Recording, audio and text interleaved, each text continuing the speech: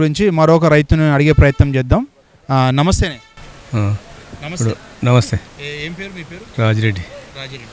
ఎన్ని ఎకరాలు ఉంది భూమి? 3.5. ఇప్పుడు రైతు రుణమాఫీ అయిందా?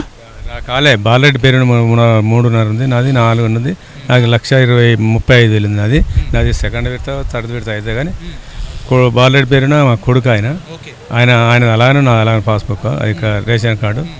ఆయన రేషన్ కార్డు మీద ఆయనదే కాలే ఫస్ట్. అధికారులు అంటే పడతాయి, తర్వాత పడతాయి ఉంటారు. ముఖ్యమంత్రి గారు ఏమంటున్నారు, 95 లక్షల లోపు ఉన్న వాళ్ళది రుణమాఫీ అయిపోయిందని ప్రకటించారు. ప్రభుత్వం ప్రకటించింది, ఉన్న తెలంగాణ ప్రభుత్వం ప్రకటించింది. అంటే ఇప్పుడు అక్కడ వచ్చి క్షేత్రస్థాయిలో అధికారులను అడిగితే ఏమంటున్నారు?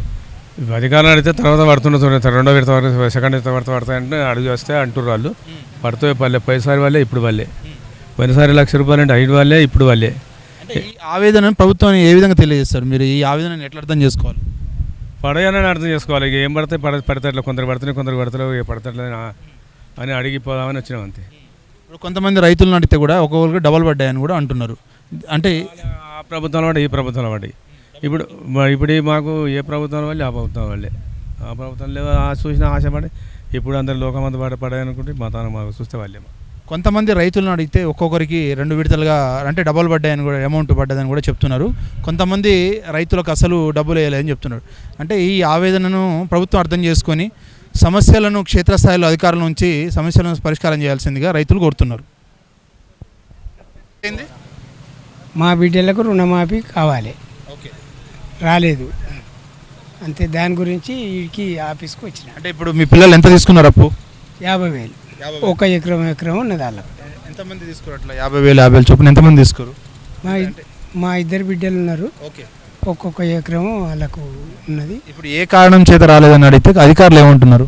అధికారులు ఏమంటుంటారంటే మరి రావాలి, లెక్క ప్రకారంగా రావాలి, కానీ ఆధార్ కార్డు ఆడ ఆఫీసు పెదరాలపల్లి పోయి ఆ సార్ని కలిస్తే ఎందుకు రాలేదు అనేది ఆ సార్ చెప్తాడు అని ఈ పెద్ద సార్ను అడిగితే చెప్పిండు. అంటే వాళ్ళకి రేషన్ కార్డు ఉందా? రేషన్ కార్డు లేదు సార్, వాళ్ళకు మొదటి నుంచే లేదు రేషన్ కార్డు. ఎందుకు లేదని అంటే మరి గవర్నమెంట్ అదొక కారణంతోటైనా రాకపోయి ఉండొచ్చు, అంతే కదా అనుకుంటున్నామని నేనైతే. అదే ఒక కారణము. రేషన్ కార్డు మాత్రం ఇద్దరికి లేదు, ఇద్దరు అల్లుళ్ళకు లేదు. సో ఇక్కడ చూసినట్లయితే రైతుల అప్పు 50,000 ఉన్నా కానీ రేషన్ కార్డు లేని కారణంగా ఇక్కడ రైతు రుణమాఫీ కాలేదని చెప్పేసి రైతు అంటున్నారు. సో ఇక్కడ అప్పు ఎంత ఉన్నా ప్రామాణికంగా రేషన్ కార్డునే ప్రభుత్వం తీసుకుంటుంది కాబట్టి ఖచ్చితంగా రేషన్ కార్డు ఉన్న వాళ్ళకే ఇప్పుడు రుణమాఫీ అవుతుందని ఇక్కడ రైతుని అడిగి తెలుసుకోవచ్చు, అంతే కదా.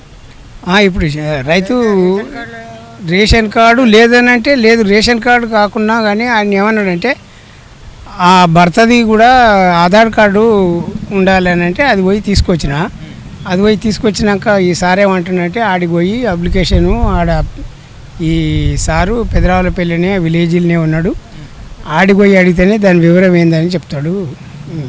అంటే ఇక ఒక్కొక్క రైతుది ఒక్కొక్క ఇబ్బందిగా అంటున్నారు. పంట పొలాలకే ఇప్పుడు పనులు చేసుకునే సమయంలో ప్రభుత్వం ఇలా ఇబ్బంది పెట్టడం కరెక్ట్ కాదని చెప్పేసి రైతులు ఆవేదన వ్యక్తం చేస్తున్నారు.